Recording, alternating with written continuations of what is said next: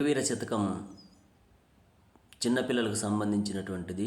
ముఖ్యంగా అబ్బాయిలు ఎలా మెలగాలి అనే విషయాన్ని గురించి ఇందులో నీతులు తెలియజేయడం జరుగుతుంది. మొదటి పేజీలోని 4 పద్యాలను గమనిద్దాం.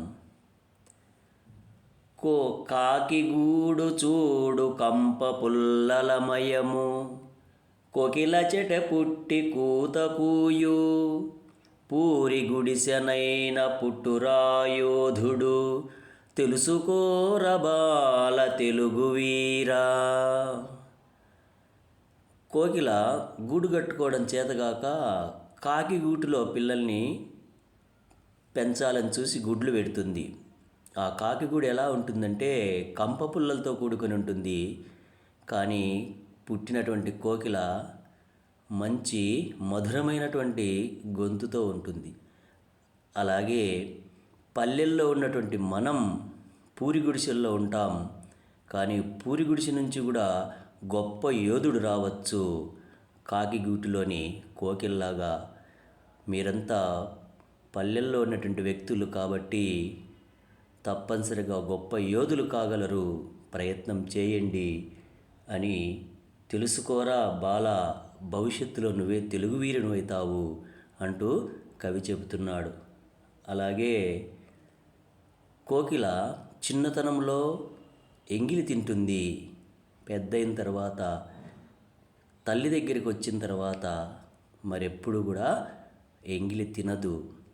తల్లిదండ్రులకు చెప్పే మాటల్ని బిడ్డలు తప్పనిసరిగా అలా వినాలి అని చెబుతూ, కాకి గూట పుట్టి కోకిలెంగిలి దిను, తల్లి చేరినంత తాకబోదు, అమ్మ నాన్న మాట అట్లు వినవలెను, తెలుసుకోరబాల తెలుగు వీరా. తల్లిదండ్రుల మాటలు తప్పనిసరిగా మనం వినాలి. ఏ విధంగా అంటే తెలియనితనంలో కాకి దగ్గర కోకిల ఎంగిలి తిన్నట్లు మనం చిన్నప్పుడు తప్పు చేసినప్పటికీ తల్లిదండ్రులు చెప్పిన తర్వాత ఆ తప్పులను తప్పనిసరిగా సరిదిద్దుకోవాలి. అలా దిద్దుకోకపోతే మనం జీవితంలో కూడా ఎప్పుడూ రాణించలేము. తర్వాత అందరితో మనం కలిసిమెలిసి ఉండాలి, ఆప్యాయంగా ఉండాలి. ఎవరికైనా ఆకలిస్తే పిరికెడన్నం పెట్టాలి. ఆ పెట్టేటటువంటి అన్నం ఎలా ఉండాలి అంటే, పిరికెడన్నమైన ప్రియముగా బెట్టుము, గంపబెట్ట నేల గోకి గొనగి, తిట్టి కొట్టు పెట్టు తిండి విషము గదా, తెలుసుకోరబాల తెలుగు వీరా. మనం పెట్టేటటువంటి పిరికెడన్నమైన ప్రేమతో పెట్టాలి. అలా కాకుండా నువ్వు తిడుతూ ఎంత పెట్టినప్పటికి కూడా అది ప్రయోజనం లేదు. ఇచ్చేటటువంటి దానం ప్రేమగా ఆప్యాయంగా ఇచ్చినప్పుడే దాని విలువ ఎక్కువగా ఉంటుంది.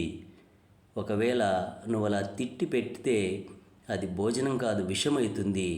అందుకని పెట్టేప్పుడు చాలా జాగ్రత్తగా ఆలోచించి పెట్టడం నేర్చుకోవాలి.